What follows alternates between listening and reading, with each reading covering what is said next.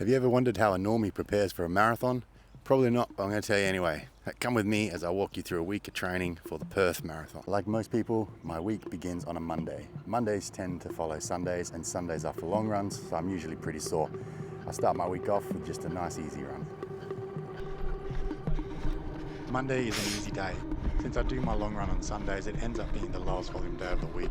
My legs are usually still pretty heavy. Today's run is all about shaking out the fatigue, keeping the pace comfortable and letting the body settle back in. Nothing flashy, just staying consistent and making sure my weekly volume stays on track. On Monday afternoons, I head to the gym for leg day because the equation is that a strong cardiovascular system plus a weak muscular system equals injury. A few caveats: I've only got little chicken legs, so I've never been the strongest squatter as it is.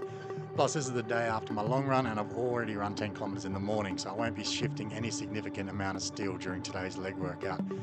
So I start my leg routine with squats. Depending on how the legs are feeling, I usually do 2 to 3 warm-up sets of 10 reps before moving on and doing 3 to 5 working sets of 5 reps. So squats are one of the best strength exercises for runners because they hit all the major muscles we use when we run: the quads, the hamstrings, the glutes, and even the core. When I do my squats, I like to add a resistant band around my knee. This small tweak gives me a physical stimulus that forces my glutes to engage even more. I usually superset my squats with groin adduction using my resistance band, just 10 each leg. Last year I was getting some soreness in the groins. I found that stretching them after runs and strengthening them in the gym really helped. Next I do 4 to 5 sets of 5 to 8 reps of weighted hip thrusts. The goal here is to strengthen the glutes. Strong glutes are important for runners because they take pressure off the hamstring and calves, which means less strain and fewer chances of injuries to these areas. They also help to keep your hips stable, which protects your knees and improves your running efficiency. Then I move on to calf raises. The calves do a huge amount of work when running. They absorb impact with every stride and provide the push-off that keeps you moving forward. Strengthening them not only improves efficiency, but it also helps to prevent common problems like Achilles issues. Right now though, I keep things minimalist with just squats, hip thrusts and calf raises, since my running volume is pretty high. But in the off season, I'll sprinkle in other strength exercises such as lunges to help build stability and balance. On Tuesdays, I like to try and do a double day, but it all depends on how the body is feeling. On this particular day, I was feeling pretty fatigued, so I skipped the afternoon run.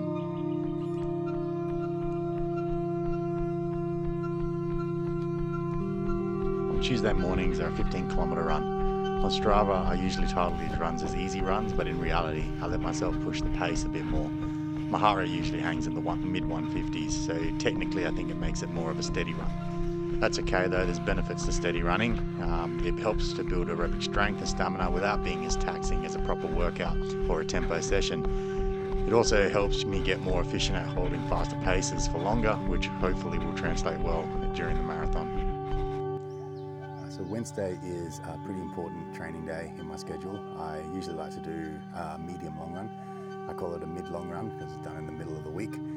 Sometimes these longer distances can be a bit daunting to wake up to and do, but what I've found is that if you break it up and treat it like a workout, like a gym workout with sets and reps, it becomes a little bit more manageable.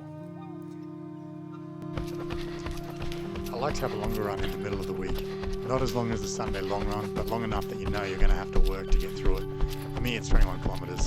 So the session starts with 8 kilometers of easy running. Having a longer warm-up like this is a good way to build volume into your runs. This is followed by the workout part of the run. So 2 by 5 kilometers at a difficult pace. I don't aim for a specific pace here. It's more run by feel. I just make sure that it's faster than whatever my goal marathon pace is. The idea is to lock into a difficult but sustainable effort and hold it for the full 5K. So between these reps, I take a 2-kilometer float recovery. So a float isn't an easy job. It's still running at a steady effort, usually about 20 to 25 seconds slower pace than the 5K reps. The purpose is to let the heart rate come down just slightly, enough to catch your breath while still keeping the cardiovascular system under pressure. It makes the second 5-kilometer much more demanding and really helps build strength and endurance. So after all of this, I finish off with a 1-kilometer cool down. So altogether, it's 21 kilometers, medium long run with some real quality built in.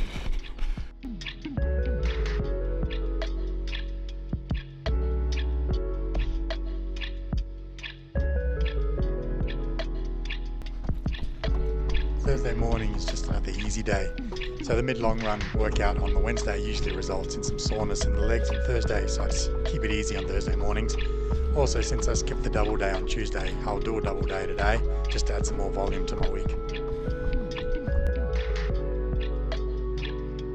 Thursday afternoon, just another nice easy run, just a double easy day today.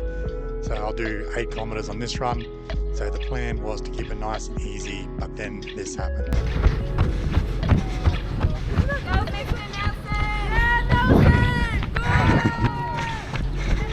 Students and even a staff member from my school recognised me on the run this afternoon and called out. And let me tell you, the social facilitation theory is very real.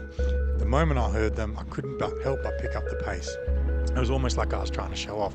The problem was, once I pushed too hard, my heart rate spiked and never really came back down. So instead of this being an easy run that I had planned, it ended up being a lot harder than it should have been. So Friday is a speed workout. Instead of doing the 200 and 400 meter repeats that I was doing in preparation for Gold Coast, that was training for a shorter distance. I do 800 meter repeats for this workout. Just get the legs turned over and just practice running at a faster speed than I'm used to. I usually reserve Saturdays for another double run day, just keeping it easy again after the workout on Friday.